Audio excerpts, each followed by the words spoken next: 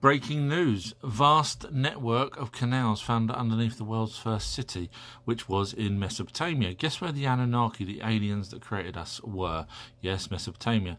So if you carry on reading, it basically says that it was covered over, and we know why it was covered over, because of the Great Flood, which covered over the deluge. Watch my videos if you're interested in seeing the evidence of the Great Flood and why it was a deluge, not just rain. And here it says the latest findings highlight how irrigation systems, which required significant labour and expertise. So the first ever city had amazing expertise suddenly on building canals, etc. Or was it the Anunnaki? Answers on a postcard 2, our true history. We all know the answer. So basically, once again, I've always said that there's ancient cities, etc. underneath Mesopotamia, which there is, because the Anunnaki said that it had to rebuild over it. So there you go. Yeah. Water. All water deeper than 4 millimeters has. I do love people that use water as an example. The problem is the water is already within the experiment. In other words, the water that you're looking at, that you do, regardless of whether it's 4 millimeters or bigger, is in the gravitational pull of this planet already. So for you to do your little test, you would need to go outside of our planet. That's a fact. There's no way. You have to have control. So go outside the planet, create a planet the size of Earth, because if you're going to do it properly, you have to do it exactly the same as Earth in order to see whether or not the effects are the same here on Earth. Make the planet the same size as Earth, put it in the same position as Earth, give it the same density as Earth. You will then find that the water will find its level, and that's because gravity. The Anunnaki are fourth dimensional. The only reason why I'm doing this video is instead of me replying back. So this person said that he believes that the Anunnaki came through Stargates and are fourth dimensional. The first problem you've got is who was here to build the first Stargate for them to get through? Think about that. You need someone here to put the Stargate so they can go from one Stargate to another, which means they wouldn't be interdimensional because someone would have had to have physically been here to put the first Stargate down. Second problem is we have zero evidence of a first dimension or a second dimension, let alone a fourth dimension. So wherever you get that information from is a load of baloney. I'm not knocking you, I'm just trying to go through the facts. Let's look at the obvious. Third, there is zero evidence of any Stargates ever found. Now, there's stories, but there's no evidence whatsoever. And of course, the main point is the Anunnaki tell us that their planet is in our solar system and that they came through the asteroid belt to get to Earth. So that ends all of your thoughts. Sorry. So, religion strikes again. So this is the person that said that the Anunnaki are fourth dimensional beings, which I then proved that they weren't. In fact, the Anunnaki tell us that they're not. They tell us that they come from our solar system. But this person, because of religion, this person says that using science and evidence is wrong because we should just go by the woo-woo factor and imagine that there's an almighty being, which obviously the Bible I've proved, and so many times I've proved that the Bible is talking about the Anunnaki, so there is no almighty being. And then your comment about the quantum entanglement, you obviously clearly have no idea about quantum entanglement. So basically, there is 1 in 2 chance that if someone changes the frequency here after the experiment's already been done, then the other particle then changes. That's not an experiment.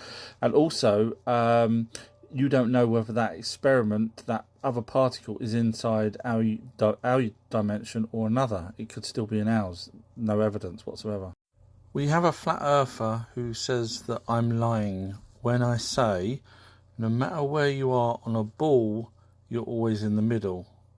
And obviously they don't understand that, but I tried to explain to them that on a flat earth, one rocket that goes up would be nearer to one edge than the other edge, but on a ball you're always equal distance. So I asked this person where I'm lying about no matter where you are on a ball, and then they just replied saying that's your facts. In other words, what I'm saying is a fact, but he, she, it, them, they, alien, doesn't want it to be real. You can't pick and choose. You said it was flat Earth. I pointed out why it's not, because of the no matter where you are, and the cameras always show that on rockets, equal distance around, and you didn't like it, and then you decided to start talking in German. Hi guys, I'm deadly serious about what I'm about to say. So normally I debunk conspiracies or I show evidence to prove them correct. I'm not the person that actually finds a new conspiracy. However, this morning I was doing some research and I've come across something to do with gold that shocked me. Absolutely shocked me. And so the very next video after this, once I upload it, it'll probably be uploaded by the time you're watching, depending when you're watching it. But when I upload it, I want you to please watch it fully, listen to it fully, and let me know what your thoughts are, because something's not right. Something is so not right. You can see I'm quite good with words, but yeah, this has got me, and I'd love you guys to give me your opinion on it. So the next video, sorry, I'll do it on the next video. Do we actually have gold in us? Someone once said to me that we have gold inside us when we're born. Yes, trace amounts of gold are present in the human body. It's a tiny amount, mainly found in the bloodstream. Gold and other trace elements play roles in various biological processes, though in very small quantities. So, in a way, we do have gold inside us, but it's not significant. In order for something to be gold, it needs, as far as I was aware, certain processes. Otherwise, everywhere would have gold and not just certain pockets on Earth. So how can we have gold if it's a process that can take millions of, if not billions of years to produce the gold? How come humans have it? The gold in our bodies comes from the food and water we consume. Trace amounts of gold are naturally present in the environment, so it gets absorbed by plants and enters the food chain. While it's true that gold formation in the earth takes millions of years through geological processes, the small amounts found in our bodies are from everyday environmental exposure, not from ancient geological processes. So do we have evidence that this gold that we end up ingesting, but what about us as a baby? Is that because of the mother ingesting the gold accidentally? Yes, trace amounts of gold and other elements can be passed from the mother to the baby during pregnancy. The nutrients and trace... Okay, so stop that. So the presence of gold in our body... Oh, sorry. I'm just trying to get my head around the fact that... So we have... What kind of foods have the gold elements in it? Gold can be found in trace amounts in various foods, though it's typically in extremely small quantities. What foods? It can come from Sorry, what foods? Leafy greens like spinach, grains, and root vegetables can absorb trace amounts of gold from the soil. It's not a significant source, but it's enough to contribute to the tiny amounts found in our bodies. But it comes from soil, so any soil. Yes, trace amounts of gold can be found in soil, and plants absorb nutrients from the soil they grow in. So any food grown in soil could potentially contain these tiny amounts. Okay. I'm struggling here. How does soil over in the UK get gold when the gold mine, gold is found in other places? I don't quite grasp how England would have had gold, and yet I don't get it. Gold can be present in very small amounts in soil worldwide. It's not necessarily from gold mines, but can be a result of natural processes like erosion of rocks containing gold. Over millions of years, these tiny particles spread through soil and water. So even in places without gold mines, trace amounts can still be found in the environment. But that means the rocks would have been on top, wouldn't it? And on top of the soil. Otherwise, the rocks would have had to have been underneath the soil, and then somehow the gold from the rocks that's then decayed has then seeped upwards instead of downwards. Yes, gold can come from the weathering and erosion of rocks that were once on the surface. Over time, geological processes like erosion, water flow... How do you create gold with the geological processes? Doesn't it have to be under certain conditions inside the earth?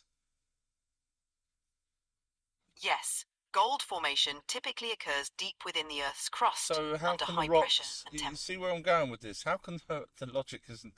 How can the rocks on top have I see gold what you're in getting them. at.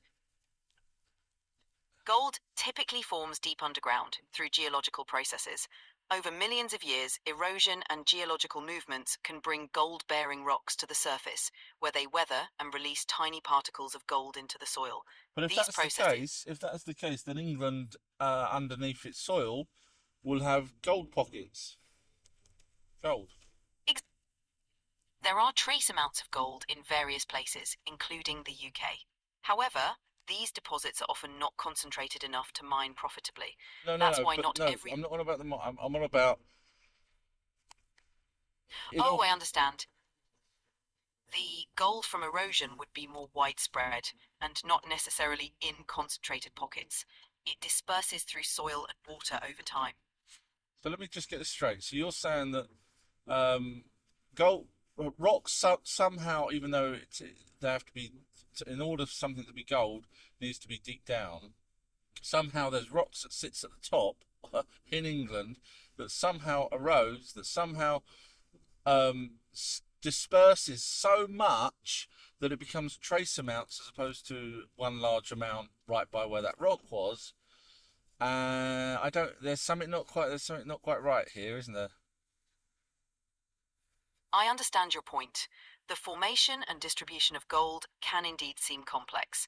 Gold typically forms deep within the earth and can be brought to the surface through geological processes like volcanic activity and erosion. Right. Once on the Let's just say we've got one rock or one lump of gold, and it manages to get to the surface here in England, and the next nearest bit of gold that manages to get to the top is 5 miles away.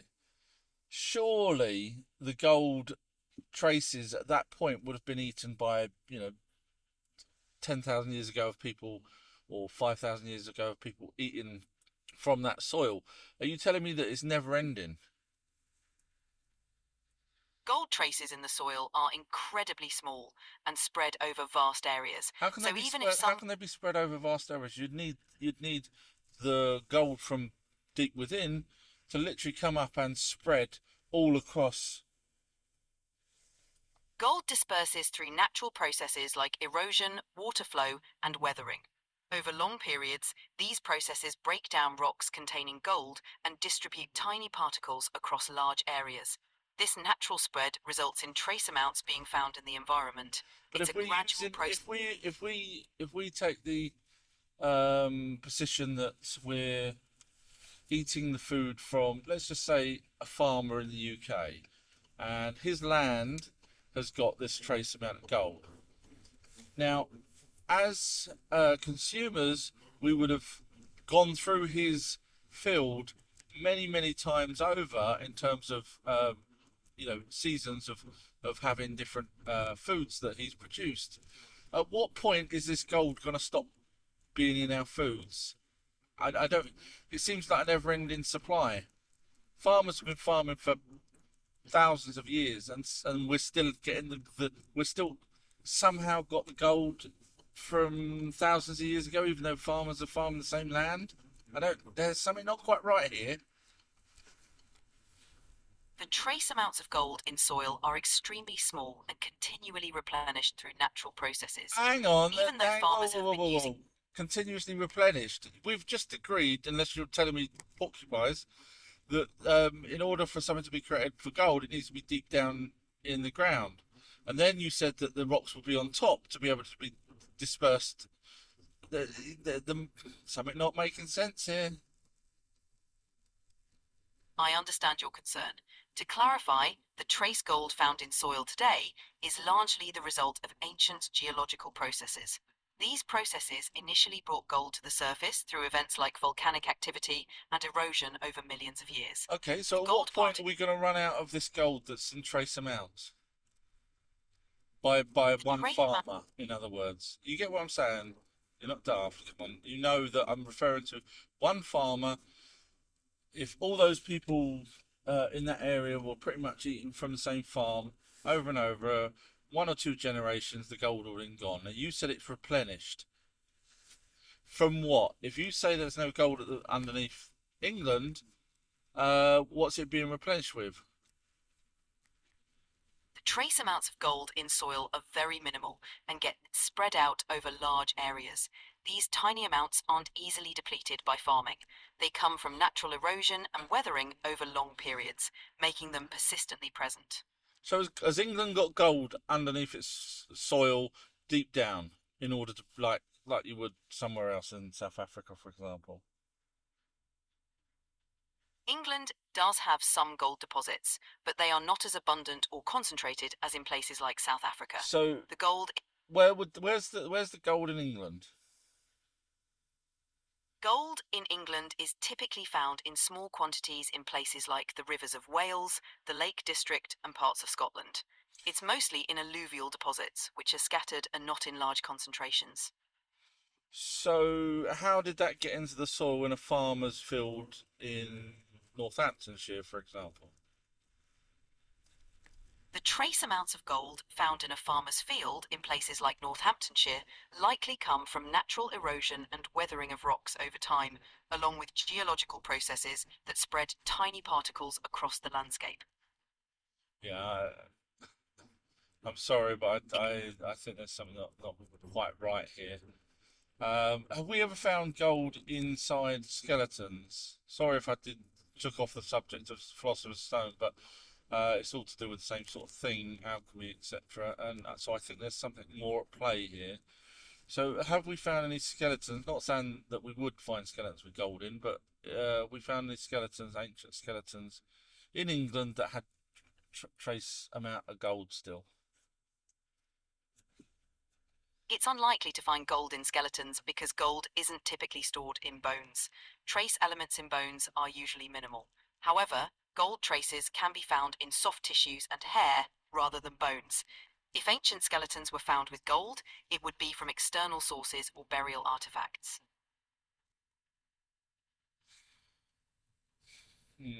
So I'm just wondering. I mean, I unfortunately I disagree with what you're saying. The logic isn't there for me. So I've got to wonder what we're eating, and where that gold's coming from, and whether that gold was deliberately put into our foods. Is anyone deliberately putting gold into our food?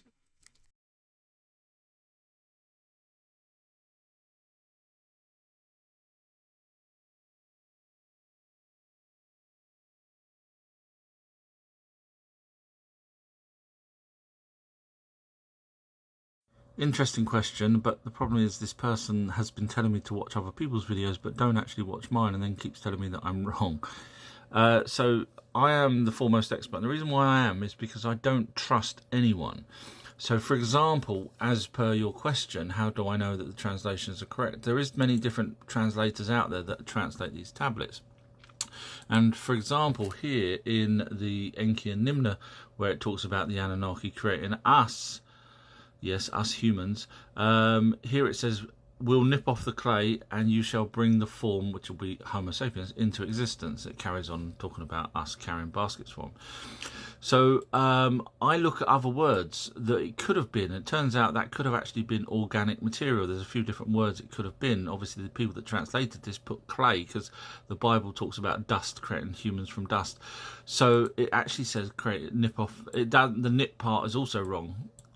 Unfortunately, this person's wrong. So if you look at the University of Virginia's study, they've done 2,500 studies of children that can remember past lives. And from that, 1,200 of them are undebunkable. In other words, these children remember a past life. Now, we don't have our own soul, because if that was our own soul, instead of it being an orb that joins with us, which is what it is, if we had our own soul, then your past life would be the person before you, which means it's not you. But you could say, but they're all me the same. But if you go all the way back to the very first person that had a soul, then where did they get their brand new soul from? When you didn't get a brand new soul, because yours is reincarnated one from the previous person. So it doesn't make sense. The only way, as it says in the Quran, an orb joins with us 3 to 4 months in the mother's womb to the pineal gland. Atmosphere to cause a blue sky. It's black, but you cannot see stars. So this gentleman's talking about from space for example, the International Space Station, you won't be able to see any stars because someone asked him for photographs of proper photographs from NASA, because we know NASA lie.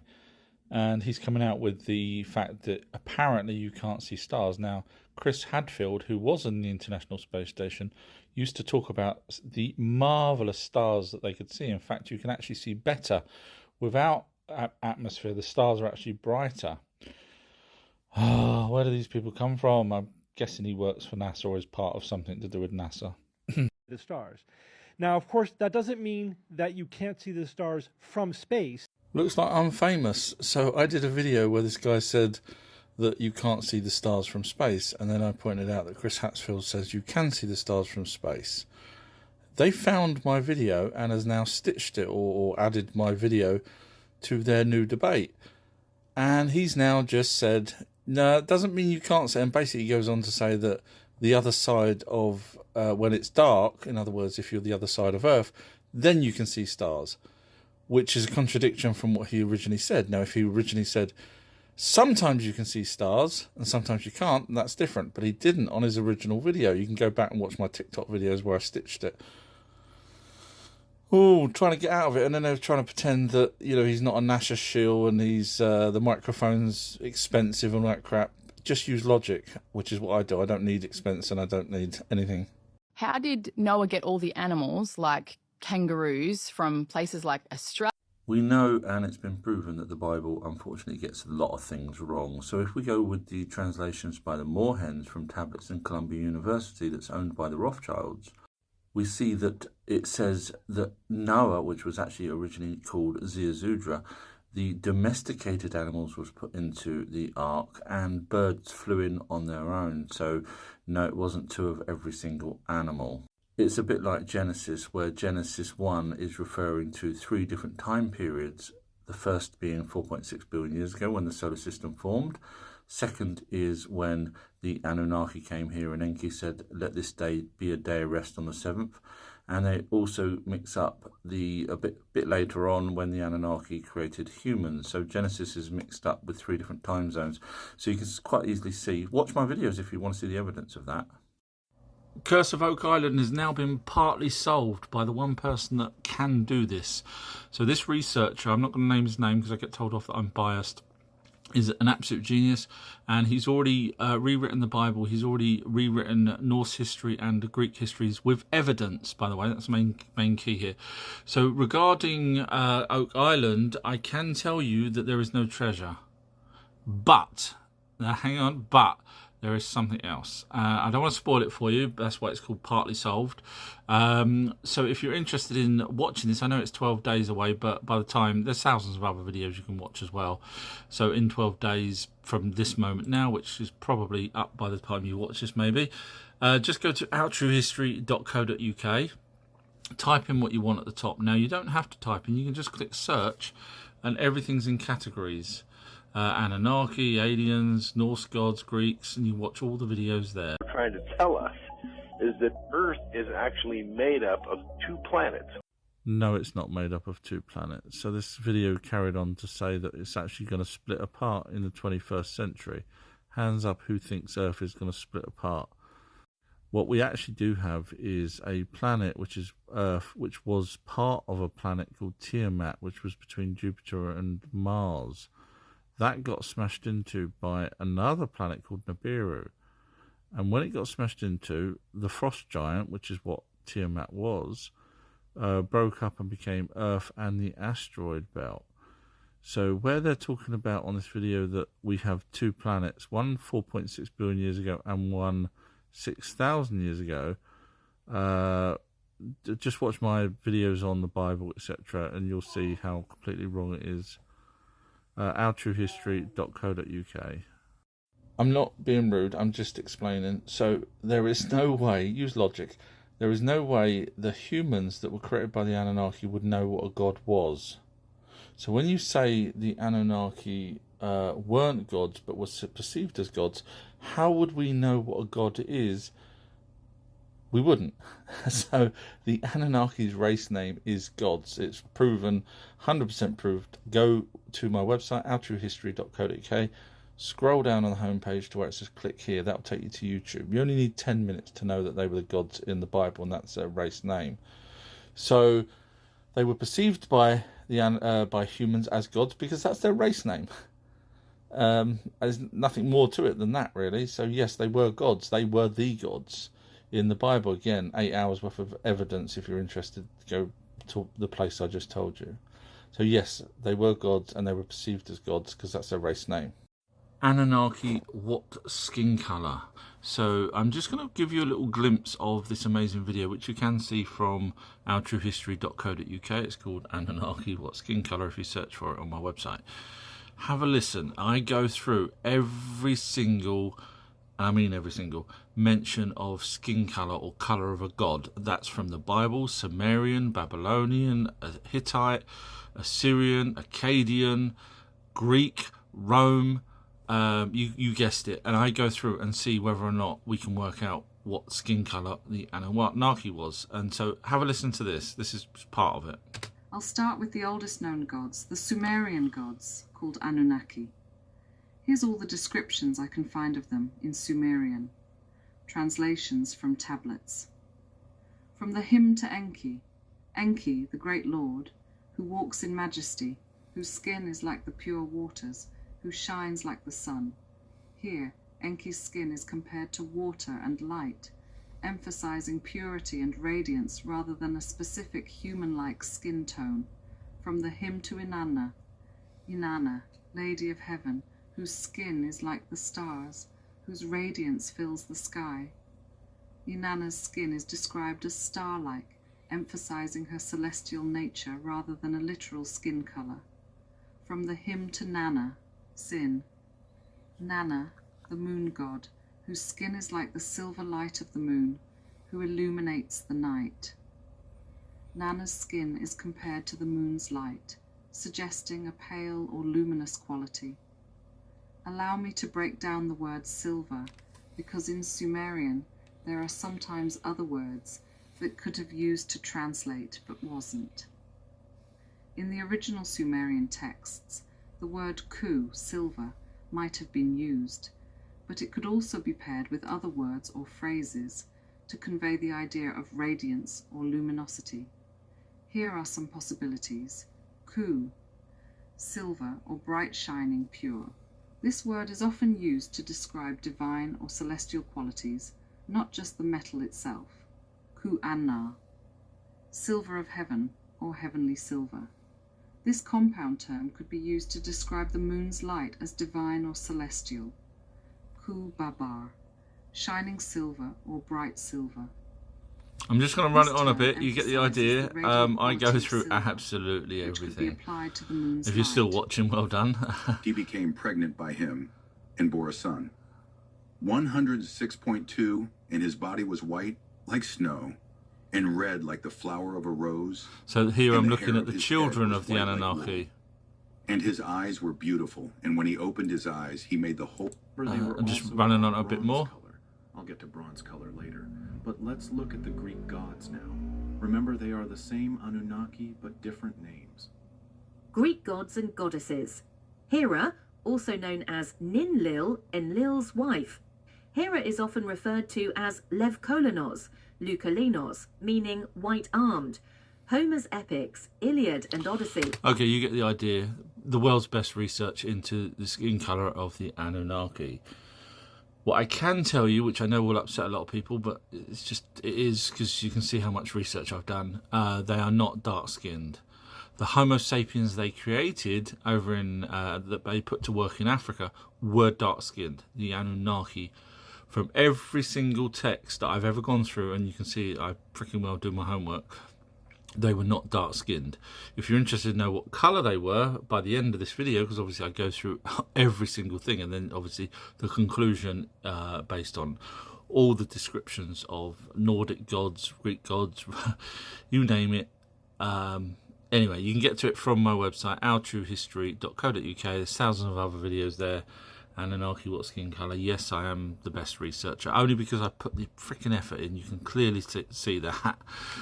Who else goes through every single mention of skin colour? Just me. It's a mysteriously flat plane. This person's talking about the Chinese spacewalk in space, where he's saying that they didn't have a fisheye lens and therefore the Earth seems to be flat below them. However, what this person seems to have forgot is the fact that the camera shows equal distance all the way around, and you only get that on a ball. So no matter where you are, no matter what rocket goes up, even Flat Earthers' own rockets go up, and with a camera they show equal distance. You only get that. You're always in the middle on a ball.